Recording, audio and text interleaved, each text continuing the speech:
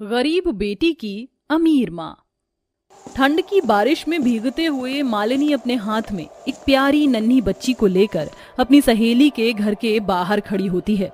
वह उसके घर का दरवाजा खटखटाती है। दरवाजा खोलो सेजल, दरवाजा खोलो, मुझे तुम्हारी मदद की बहुत जरूरत है। दरवाजा खोलो सेजल। सेजल जैसे ही दरवाजा खोलती है वह भीगी हुई मालिनी और उसकी बेटी को देखती है। क्या हालत बना रखी है तुमने? क्या हुआ? सब कुछ ठीक तो है ना? और ये बच्ची किसकी है? मालिनी की आंखें आंसुओं से भरी होती हैं।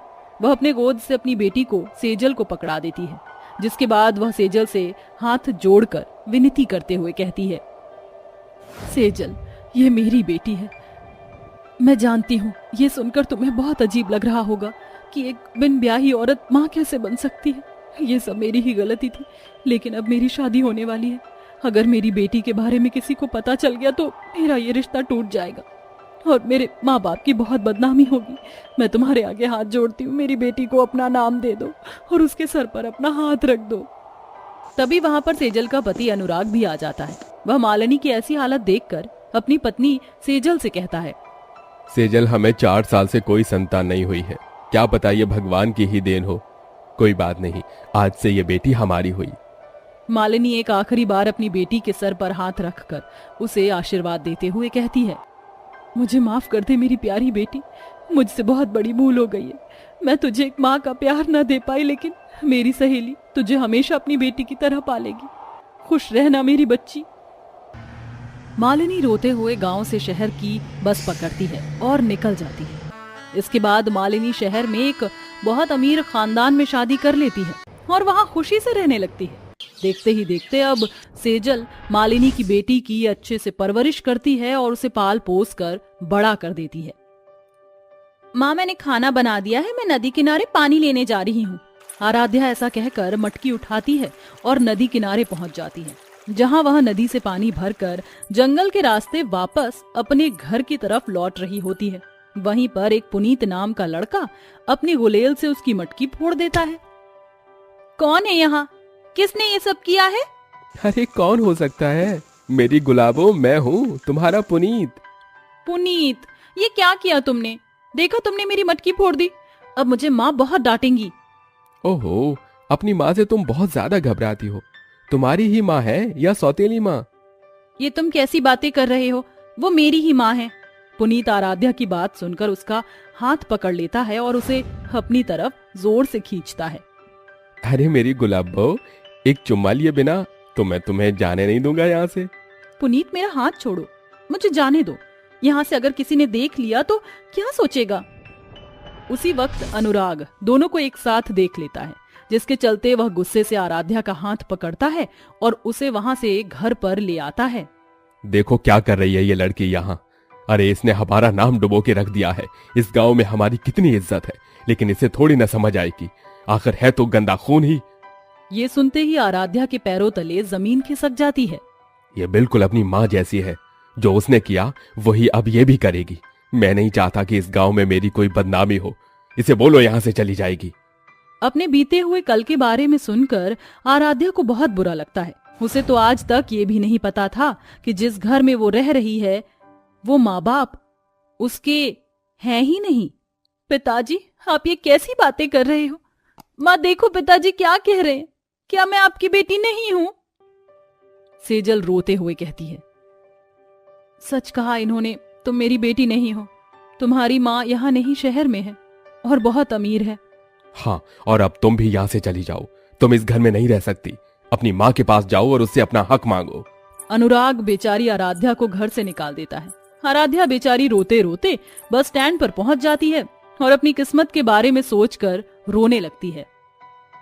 कैसी किस्मत है मेरी, कैसी माँ थी मेरी जो मुझे छोड़कर यहाँ से शहर चली गई, सिर्फ और सिर्फ अमीर खानदान में शादी करने के लिए। उसने एक बार भी मेरे बारे में नहीं सोचा। हे भगवान, ऐसा कैसे हो सकता है? कोई माँ अपने बच्चों के बारे में क्यों नहीं सोच सकती?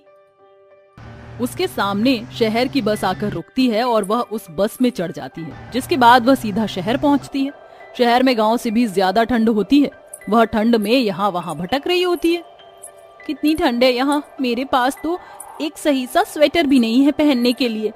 अब मैं कहाँ जाऊं, कैसे पता करूं कि मेरी माँ कौन है। आराध्या ठंड से कपकपाते हुए यहाँ वहाँ लोगों से अपनी माँ के बारे में पूछने की कोशिश करती है, लेकिन कोई उसे कुछ नहीं बता पाता। चलते चलते वह एक बहुत फेमस दुर्गा माँ के मंदिर के पास पहुंच जाती है। आराध्या उस मंदिर के अंदर जाती है और दुर्गा माँ के पैरों में गिरकर उनसे अपनी माँ के बारे में बात करने लगती है। दुर्गा माँ, अब आप ही मेरी मदद करो मेरी माँ को ढूंढने में। पता नहीं कहाँ है मेरी माँ। क्या मेरी माँ मुझे देखकर खुश होंगी या फिर अपनी गलती के चलते मुझे देखकर पछतावा करेंगी। आराध्या दुर्गा माँ के मंदिर में फूट फूट कर रो रही होती है। तभी उसे ठंड और भूख लगती है। वहीं वह मंदिर के बाहर सीढ़ियों के पास आकर देखती है, जहां एक औरत गरीबों में कंबल और खाना बांट रही होती है। वह भी इस लाइन में लग जाती है।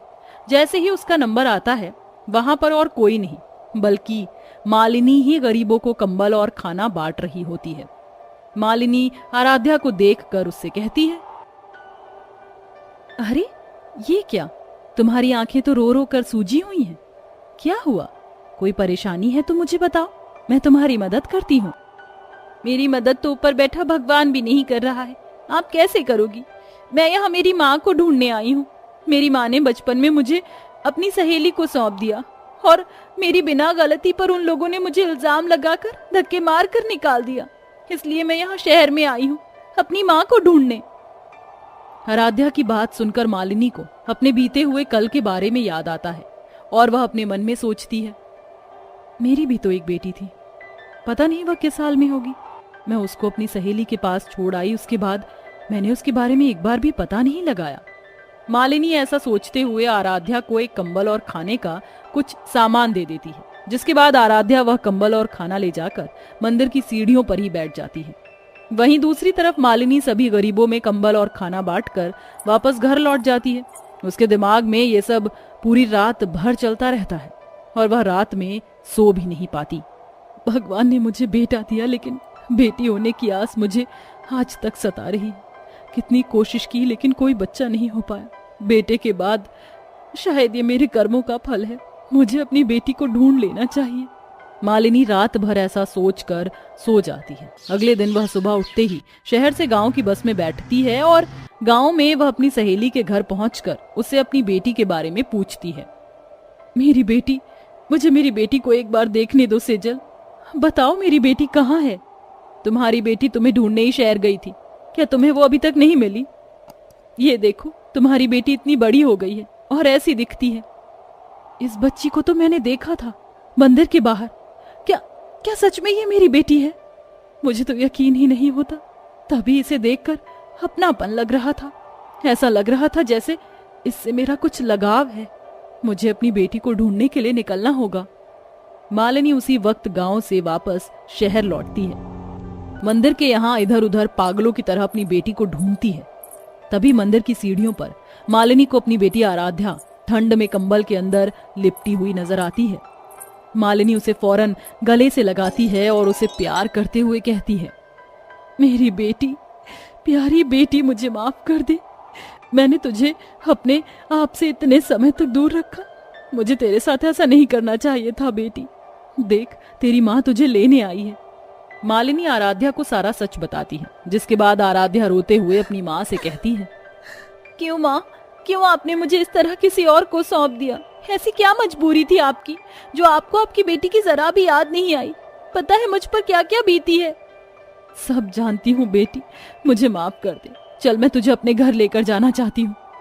मालिनी अपनी बेटी को अपने साथ अपने घर ले आती है, जहाँ वीरेन उससे आराध्या के बारे में पूछता है। मालिनी वीरेन को अपने बीते हुए कल के बारे में सब कुछ बताती है, जिसे सुनकर वीरेन को बहुत तेज गुस्सा आता है। तुमने जो किया बहुत गलत किया, लेकिन तुमने सच्चाई का सामना किया, ये भी बहुत बड़ी बात है। इसलिए मैं तुम्हें माफ करता हूँ। वीरेन ऐसा कहकर आराध्या और मालिनी को गले से लगा लेता है। वहीं उसका बेटा मयंक भी आता है और वह भी सभी बातें समझकर आराध्या को अपनी बहन के रूप में स्वीकार कर लेता है। जिसके बाद मालिनी अपनी बेटी के लिए वो सब कुछ करती है जो वो कर ना पाई और उसे ठंड में घुमाने के लिए मनाली भी लेकर जाती है। अब आराध्या के पास अपना खुद का एक पूरा परिवार था। इसी के चलते एक अमीर माँ को उसकी बेटी मिल जाती है। अमीर गरीब बहू की सर्दी। अरे बहू, पूजा की थाली कहाँ है? जल्दी से लेकर आ, गुड़चड़ी का समय हो गया है। तुझे पता है ना, अगर ये छोटे मोटे कामों में देरी हो गई तो बारात पहुंचने में बहुत ही ज्यादा लेट हो जाएगा। हाँ माँ जी, मैं सब जानती हूँ, आप चिंता मत करो। मैंने सारी चीजों की पहले ही तैयारी करके रखी है। मैं अभी पूजा की थाली लेकर आती हूँ। शिल्पी ऐसा कहकर पूजा की थाली लेकर आती है। शोभा उसे पूजा की थाली से अपने बेटे समीर की आरती उतारती है और उसके बाद उसे घोड़े पर चढ़ने के लिए कह देती है, जिसके बाद सभी लोग धूमधाम से बारात लेकर मेघा के घर पहुंचते हैं।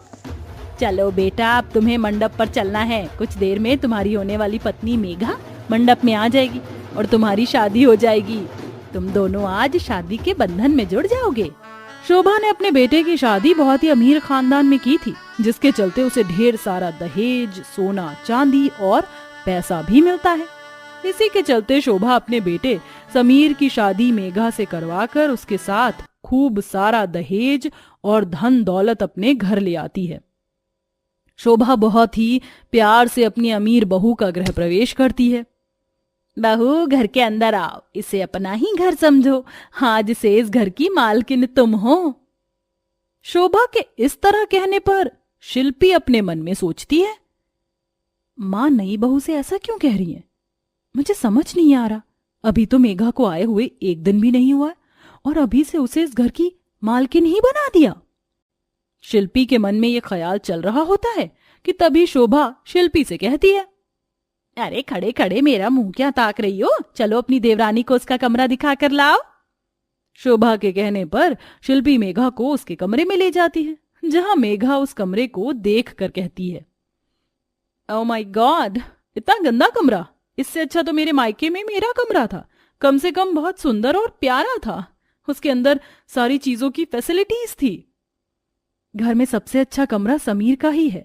तुम चिंता मत करो, यहां तुम्हें किसी चीज की कमी नहीं होगी।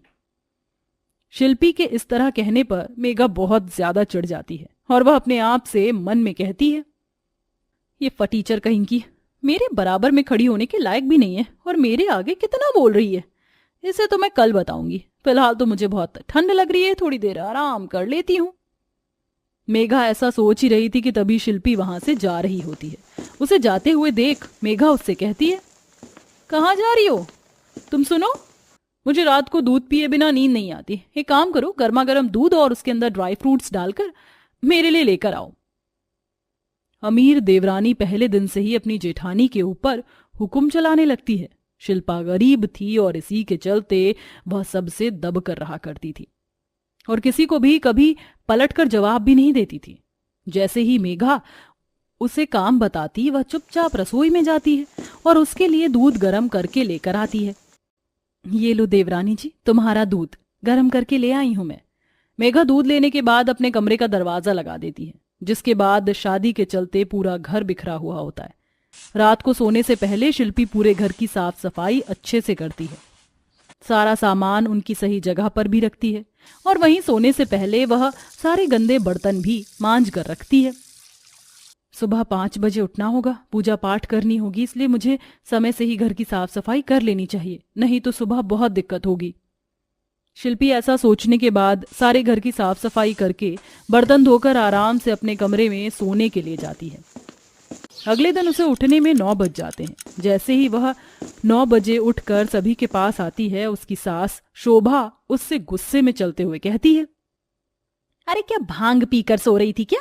तुझे समय का पता ही नहीं चलता? अरे जरा देख घड़ी की तरफ, सुबह का सूरज सर पर चढ़कर आ चुका है और तू अब उठी है। माँ जी, दरअसल बात यह है कि पूरी रात मैंने ठंड में बहुत काम किया और मैं बहुत ज्यादा थक गई थी।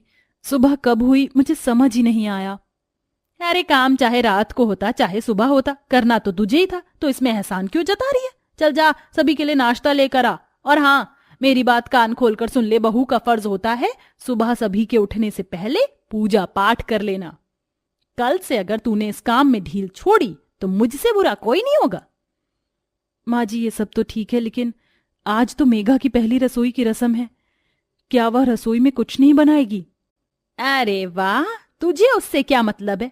वो अभी सो रही है, तुझे पता है ना कितने अमीर घर से है वो। उसे सुबह उठने की आदत नहीं होगी। उसके उठने से पहले तुझे मेरी छोटी बहू के लिए नाश्ता पानी बना के रखना चाहिए। अपनी सास की नजरों में अमीर और गरीब का ये भेदभाव देखकर शिल्पी को बहुत बुरा लगता है, लेकिन वह कुछ नहीं कहती। वह चुपचाप रसोई में जाती है और सभी के लिए नाश्ता बनाने लगती है। ऐसे ही जब सभी लोग नाश्ता कर लेते हैं, आखिरी में मेघा नींद से उठती है और फ्रेश होकर नाश्ते की टेबल पर आ जाती है, जहां वह नाश्ता देखकर कहती है, अरे कितना ऑयली खाना है, ये ऐसा खाना मैं नहीं खा सकती माँ जी। देख रही हो ना आप, क्या आपकी बड़ी बहू मेरा फिगर खराब करना चाहती है? मेघा की बात सुनकर शोभा बिना बात के ही बेचारी शिल्पी को डांटने लगती है, जिसके बाद शिल्पी मेघा के बताए हुए तरीके से उसका नाश्ता बनाकर लाती है। नाश्ता करने के बाद भी मेघा चुपचाप अपने कमरे में जाती है और वहां रजाई ओढ़कर टीवी देखने लगती है। उसे घर के कामों से कोई मतलब ही नहीं था। सुबह से सारे काम मैंने ही किए और माँ जी को तो मुझ पर जरा भी तरस नहीं आता। जब इस घर में मेरी देवरानी आई है तो उसे भी मेरे साथ मिल बैठकर काम करवाना चाहिए।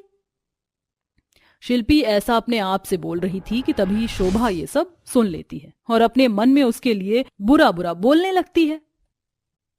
अरे देखो तो जरा इस फटीचर को, ये तो मेरी गोल्डन लॉटरी पर नजर गड़ा कर रखी है। कहीं इसका मेरी अमीर बहू को घर से निकालने का कोई प्लान तो नहीं है? मैं ऐसा होने नहीं दूंगी, मैं उससे कोई काम नहीं करवाऊंगी। शोभा घर में ठंड के सारे काम शिल्पी से ही करवाती है, जिसके चलते शिल्पी बहुत जल्दी बीमार हो जाती है। उसकी बीमारी में भी ना तो शोभा उसे देखती और ना ही मेघा, बल्कि बीमारी में भी वो घर के सारे काम उसी से ही करवाते हैं। ओ माय गॉड माँ जी, इस घर में तो बहुत ज्यादा ठंड है। अरे तुम्हारी बड़ी बहू कहाँ है माँ जी? उसे बोलो जाकर मेरे लिए गर्मा गर्म कॉफी बनाकर लाए। शोभा मेघा की बात सुनने के बाद अपनी बड़ी बहू को आवाज लगाती है, अरे शिल्पी कहाँ है तू? शिल्पी, शिल्पी, अरे शिल्पी की बच्ची तू बहरी हो गई है क्या? तुझे मेरी आवाज सुनाई नहीं दे रही? अब ऐसा बोलते बोलते शिल्पी कमरे में पहुंच जाती है, जहां वह अपनी फटी पुरानी रजाई ओढ़कर आराम कर रही होती है। माँ जी, मेरी तबीयत बहुत ज्यादा खराब है, आज मैं कुछ नहीं कर पाऊंगी। आप मेघा के साथ मिलकर घर के काम कर लीजिए। शिल्पी की ये बात सुनते ही शोभा उसके ऊपर से पूरी रजाई खींच लेती है और उसे सोने से मना कर देती है, जिसके बाद वह उसे उठाकर घर के सारे काम करवाती है।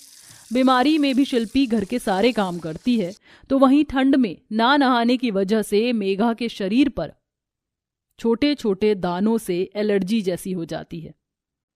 माँ जी देखो ना, ये सब क्या हो रहा है? मुझे तो कुछ समझ नहीं आ रहा। शोभा मेघा की हालत देखकर उसे डॉक्टर के पास लेकर जाती है।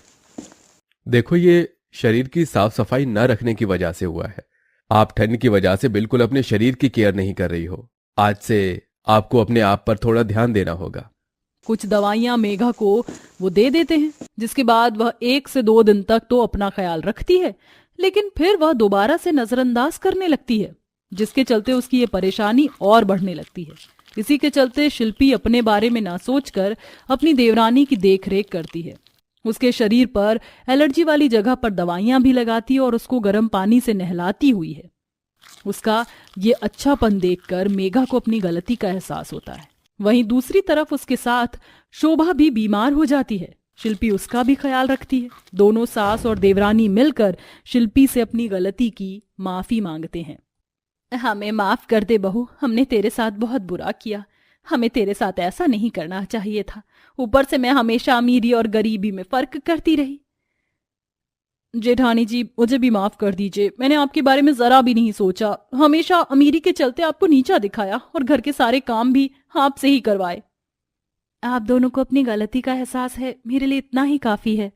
शिल्पी उन दोनों को माफ कर देती है, जिसके बाद मेघा और शोभा का बर्ताव अब शिल्पी के प्रति बदल जाता है और वह सभी अब एक साथ खुशी खुशी रहने लगते हैं।